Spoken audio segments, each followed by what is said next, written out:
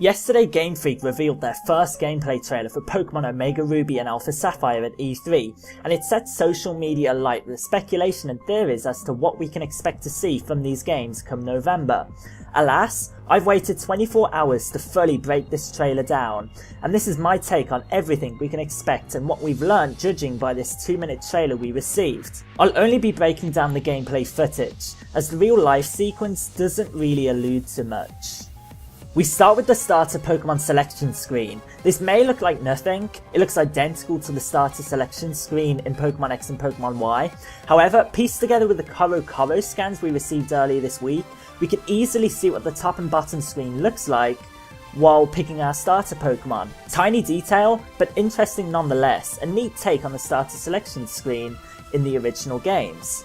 The next little series of clips doesn't really reveal too much, just that we will be receiving a game graphically similar to previous 6th generation games Pokemon X and Pokemon Y, which isn't a surprise, but perhaps with a more colourful, vibrant backdrop. There's a whole series of battle background terrain featured, and it all looks superb. Trico looks to be on Route 101 in the first battle against Zigzagoon, Torchic roughly on Route 114, and Mudkip on Route 109. Once again, not a huge detail, just a small detail. This little battle introduction screen is a super nice, clean update from the original games, emulating Pokemon X and Pokemon Y's aesthetic. It appears that gym leaders will once again not be receiving a 3D model in battle in favour of Sugimari artwork displayed, along with a really nice 3D wireframe version of the badge you were challenging for. Similar to X and Y, with minute details changed. The next sequence of clips are ran through in very quick succession, however we get a general feel for how different areas of the games will look. Some of these will be covered quickly as there isn't too much to mention. The first clip features the northern part of Route 104, the second features the protagonist receiving a lift in Mr. Briney's boat en route to Jufa Town and or Slateport City. The next clip showcases the innovative Fortree City, and the next clip features Route 110 on the bicycle path. The next few clips are rather interesting. The first gym showcased appears to be the Psychic Gym of Mosdeep City, featuring numerous Psychic type trainers. This isn't confirmed, that's just my observation. The next gym appears to be the Fire type Gym of Lava Ridge Town, featuring the panels that mean you can navigate from floor to floor, as well as numerous trainers who appear to specialise in Fire type Pokemon.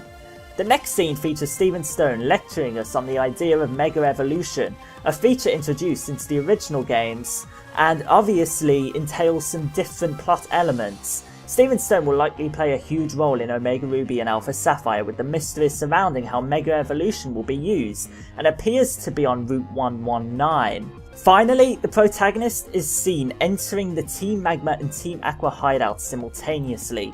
Whether they've been moved or are in their original locations is currently unknown. According to the official Hoenn map, they could have been moved to a different location, perhaps this shady spot shown on screen now.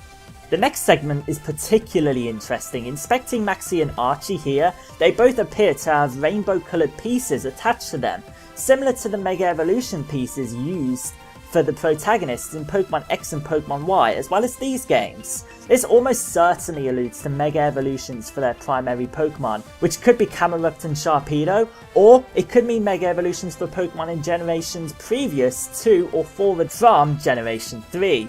The heads of the evil teams will almost definitely be receiving new Mega Evolutions, which is super exciting. The next segment we already know the details of. We just see Brendan and May Mega evolving their starter Pokemon, something we already know, but it's nice to see the animations are looking as great as ever. The Mega starter Pokemon all simply do their usual song and dance, getting a move off on one another, Sceptile with Leaf Storm, Blaziken with perhaps Flare Blitz, and Swampert with perhaps Scald. Finally, we are treated to seeing Groudon and Kyogre changing forms, by the looks of things through the use of the Red Orb and the Blue Orb respectively, and they look strikingly menacing. It's likely that we'll be combating them in the same location of the original games, just judging by what we can see. The games are due for release for November 21st of this year in North America and Japan, and November 28th in Europe, most likely due to localization issues for the PAL release. I hope you've enjoyed this in-depth analysis of the trailer. I hope you've learned something you perhaps didn't know previously. 300 likes would be really appreciated for an in-depth analysis of the Mega Evolutions for Sceptile and Swampert tomorrow. And feel free to subscribe so you don't miss any more of my Pokemon Omega Ruby and Alpha Sapphire news and speculation videos. My name is P. Winnall, thank you so much for watching, and peace out.